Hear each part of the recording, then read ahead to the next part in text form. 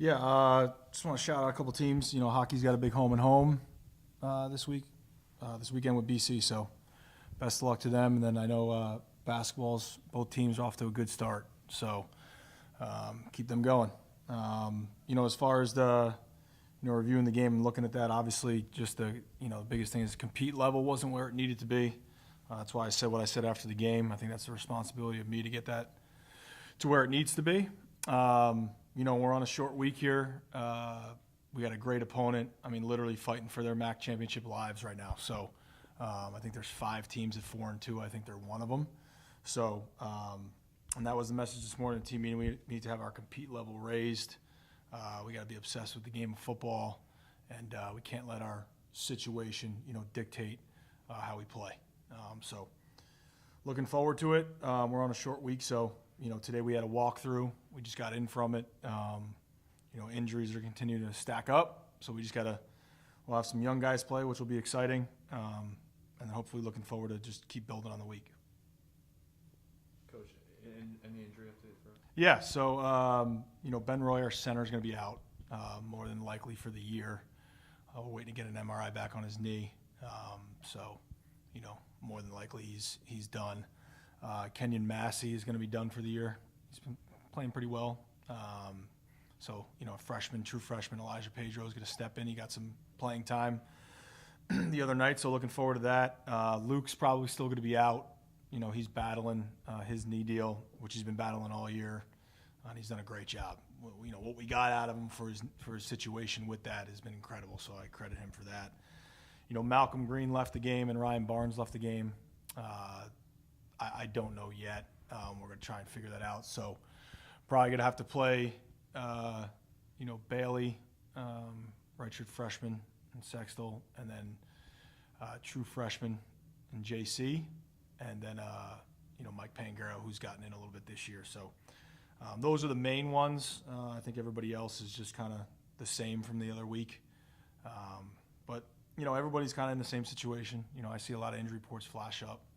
And you see and people talk about it, so we just got to step up. Obviously, you talk about JC, Elijah Faulkner, even Elijah Pedro, these guys that play. Is there any positives just going forward to maybe next season that these guys are getting this experience playing time now? Yeah, 100%. I think what we attempted to do once we were all here, late January, early January, once we had the whole staff assembled, is just identify the high school guys that we're obsessed with the game. I think we lack some of that right now. Just the overall obsession with the game. And what I mean by that is, you can like something, you can love something, but ultimately I think we need more players that are obsessed with the game. Your curiosity, your preparation. I truly believe we're here to inspire and teach. Inspiration comes from within, teaching them how to live their life and then play the game the right way. I think motivation is not something that really goes on in Division I football. And what I mean by that is, like, motivating to me is like telling my daughters to go clean their room and make their beds.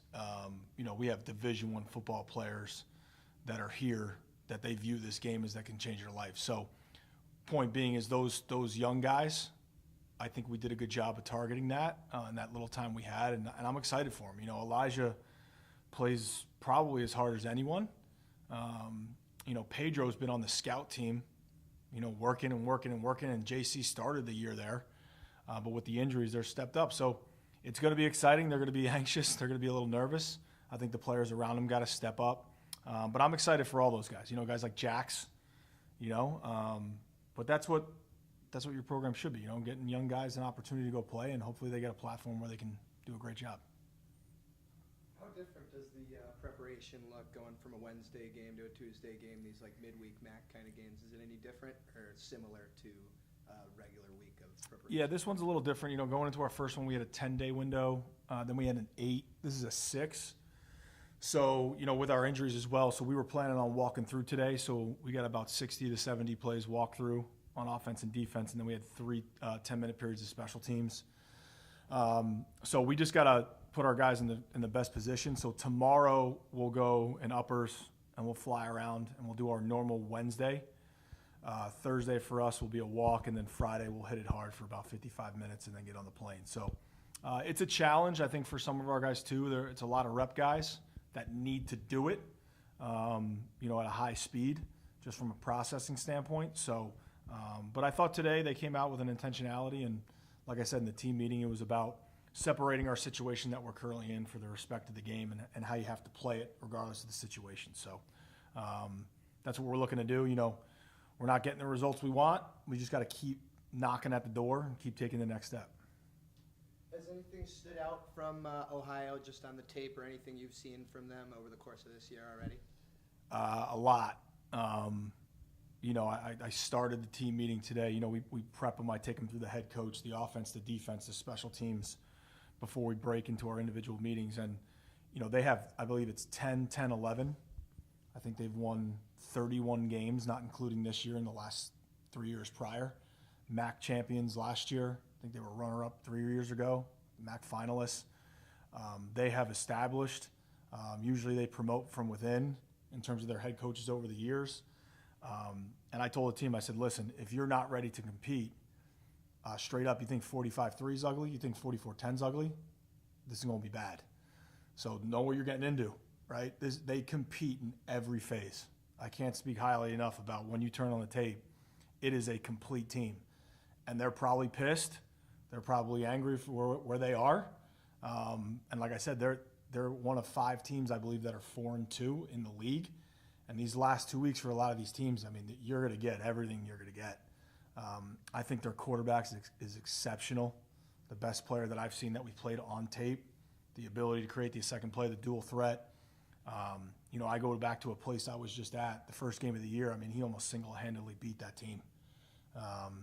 Their wideout, number 7, is dynamic. I believe he leads the MAC, if I'm right, like catches, yards, up there in touchdowns, dynamic returner. Their running back's a transfer. Big kid from Minnesota, I believe, where I was at, so I know what they look for there in running backs. Their defense, when I was at Minnesota, I met their defensive coordinator when he was at Miami, Ohio, I believe at a summer camp, and I know they always played great defense there. They're doing it again. I love it because you just see the way they play. And being a defensive guy, the way they run sideline to sideline, and then their special teams, their returners are just – I think they've had 2 guys return kickoff returns for touchdowns. So we better be ready to go compete because they will be ready. They do it already, and they're certainly in a situation where they're competing for their MAC championship. And that's why I tried to separate today, the situation that we're currently in, you can't hide from it. You can't run from it. You got to face it head on, and we got to go compete at the highest level that we can compete at. Obviously, you talk about high school players and looking for those high school players.